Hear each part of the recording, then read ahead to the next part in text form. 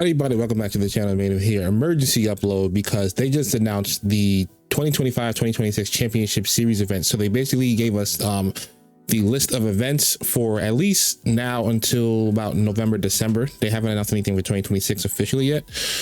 They just gave us the point breakdowns, the changes to the circuit. So we're going to cover all of that really quickly. This is going to be a super casual video because I really want to talk about this stuff right away. So first things first, obviously Worlds in Anaheim. If you're an EU player, your first regional will be September 13th in Frankfurt, Germany. If you are someone in the southwest of the North American-ish region, Monterrey, Mexico will be your first event. So if you're on the West Coast and want to go to that, if you are someone in the East Coast and want to go to that, you know, Mexico is pretty far, but it's not unreachable. People go to internets all the time, and it might actually be worth it based on the point structure now. So we'll go over that in just a moment. The first quote unquote NA regional in the states of the United States of America. We're starting off kind of weak with Pittsburgh. Pittsburgh is not the premier destination. We're actually hoping it's got moved, but it is what it is. That's gonna be September 18th to 21st. If you notice, all these events are starting in September because the official circuit will be starting on September 1st this year. The reason being for that, at least in my educated guess, is because during the official announcement, they were talking about mega changes and they had a bunch of mega Pokemon artwork. And that confirms to me that mega Pokemon will be the format, as well as Pokemon Champions, because Legends ZA doesn't come out until October. And I doubt they're making any big updates to Scarlet and Violet going forward, right? So that has to mean Champions. So yeah, September 28th to 21st is the Pittsburgh Regional Championships. October, so shortly after Pittsburgh, right in the middle of September and kind of near the middle-ish of October, we have Milwaukee. And then we have Belo Horizonte Pokemon Regional Championships in Brazil. So LATAM, your first event will be in October. So I'm glad that Latin America is getting an actual event for sure, because they need more events. Let's see, Lille in France. So the first few regionals are, so the first one in the EU is Frankfurt, Germany, and they don't get another one until October for Lille, France. And then they get another one right away in Gdansk, Poland. Obviously, these are not the same countries, France, Poland, Germany, but for the most part, for most of those players, it's from what I hear, it's pretty accessible to get from country to country for the most part. So hopefully people can get out to all those.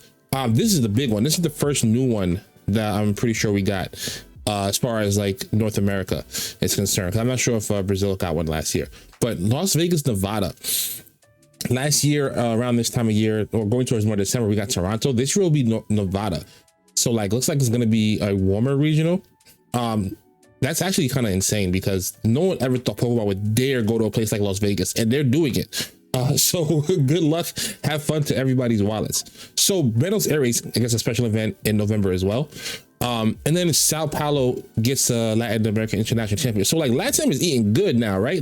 Brazil in October, Argentina in November, and then wait, that's kind of bad though.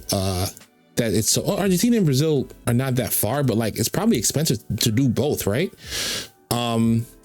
Yeah, it's probably expensive, but still, the fact that they have 3 events in the first few months of the season is really good because LATAM doesn't always get the love, in my opinion. So yeah, they got the Brazil, Sao Paulo, Latin American Championships. Germany gets its second event in Stuttgart in November 29th through 30th. Birmingham Regional Championships in the UK. This is UK's first event of the season, first homegrown event. Everything else is just in different parts of the European region. Mexico gets another event, a regional championship. So that's actually pretty cool. Mexico gets 2 events in the first 6 months of the season. New Zealand gets an event. New Zealand was not getting any events, and now they have one. Santiago, Chile. Oh my gosh, LATAM is eating good. They're getting so many events now. That's so good for them. And I could be being hyperbolic. Maybe I'm just not remembering all the LATAM events we had last year. It just doesn't feel like they had this many. EUIC, the Pokemon European International Championships, will be in London, UK, as usual. They probably have a 3 or 4 year multi-year agreement, so that's kind of expected. Seville, Spain will have a regional in March 27, 29. So they actually did announce some stuff for 2026. They just didn't announce any more North American ones. Oh my goodness. another Mexican regional one. That's actually insane. I hope these don't actually count though as like all the North American ones. I hope these are like specifically to Mexico, and that we still get like Toronto, Charlotte, some people like Louisville, stuff like that, right? I hope we still get that in 2020, the 2026 year, because the last one would be like Vegas as of now. Like yeah, like Baltimore's not here, Charlotte's not here, Toronto's not here, Louisville's not here.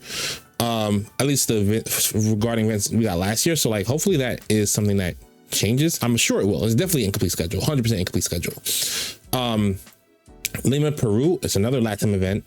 Utrecht, Netherlands, and obviously New Orleans gets to NAIC once again, because again that's like a 3-4 year multi-year agreement. So those are the events that we're getting. Now if you look here, right, they're changing the this is TGC. I'm gonna go to VGC. So the pricing for as far as money is the exact same. I'm pretty sure these are the same numbers.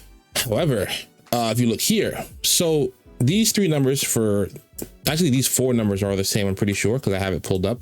So 280, so 350 to 280 for 1 through 8. If you look here though, you get 200 points for 9 through 16 now, and it was 160, so you get an additional 40 points. And the reason being for that is because at least what I think the reason being is they're adding an additional Swiss round.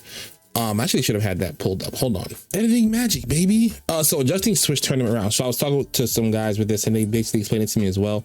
So basically there's an extra round of natural Swiss. It's actually on the official Play Pokemon website as well, and they consider it natural Swiss. So for most age divisions, Swiss will feature 8 Swiss tournament rounds. So the 8 tournament rounds of day 1 is staying. And then what's happening here is at all age divisions, if they have at least 65 participants, we'll have 1 additional round of Swiss pairings. And they say that this additional round will make it more likely that trainers with the records of X2 or better, which means this is basically a day 2 thing, because 90, 81, 72 are day 2 kind of records. If they keep the 8 rounds of day 1, the worst you can do to continue with 6-2. So these guys will have a better chance to reach the asymmetrical top 8, which is also a change, right? We'll go over that in just a second. This additional Swiss round will also improve the tournament experience for competitors, vie for top cut placements and cash prizes, and the final matches of Swiss Phase 2. So they specify Swiss Phase 2, which is basically day 2 Swiss. So in an effort to smooth out the tournament proceedings as well, asymmetrical top 8 will now be capped at 16. Last year it was 32, with the first 8, I think, getting a bye or something like that, regardless of the number of competitors tied with 8th place. So that the extra Swiss round kind of helps that, because it gives you 1 less chance to like bubble out of cut, right? Because it's only gonna be 16. And not to mention, with the point distribution being changed, top 16 will get you 200 points. So if you do bubble out of top 8, or if you get top 16, they're considering that because it's a cut, they're giving you like extra points. And 1732, you still get 160 points as compared to 125, right? So you get a little bit extra points for that. Yeah, you get a little extra points. And then for 64, I think it went up as well. Yeah, but for everything under 64, it stays the same, right? So I think this is a good thing, a good change, because the point distribution for doing better is like, the point distribution for doing well is better.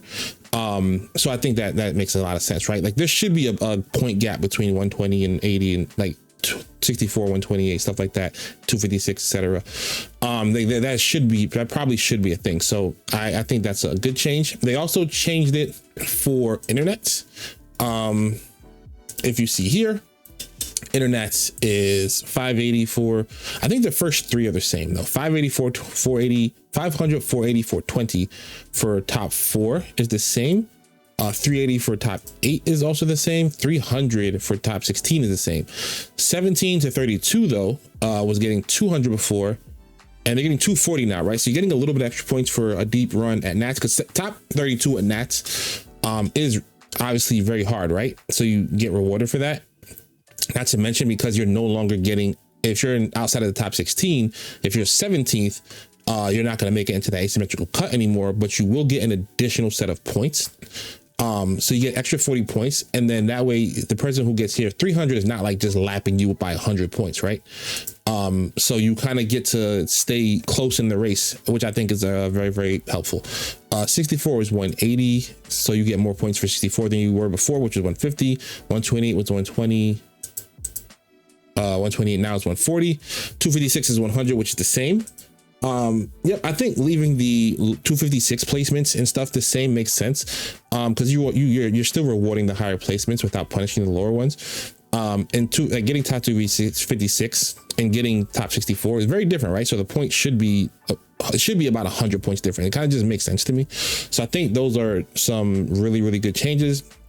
Your BFLs, they stay the same. 5 total majors is going to be your BFLs. So regionals, special championships, and internets all count in the same BFL. So like if you go to all 3 internets and you do get great points at those, they all count.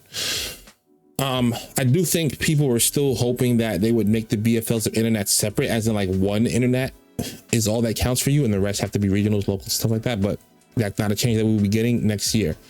Travel award day after is the same thing. Day after EUIC, day after NEIC, day after. Yep. So that's kind of the same stuff. Is there any other changes that I want to go over? Nothing specific. However, what I can do is I can play this little video for us. So let's go ahead and do that. That's how we'll end this off. Let's make that larger, pause, and let's hit play. It's just a one-hit knockout. Heavy is the crowd. He might be the greatest of all time. Look at it go. Here we go.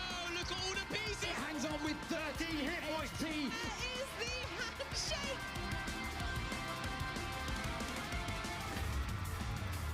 10 seconds on the clock. Both switches are firing. There's the draw free. Fighting He's got energy. the fighting Bring energy. it Is the prime capture. And that's the game.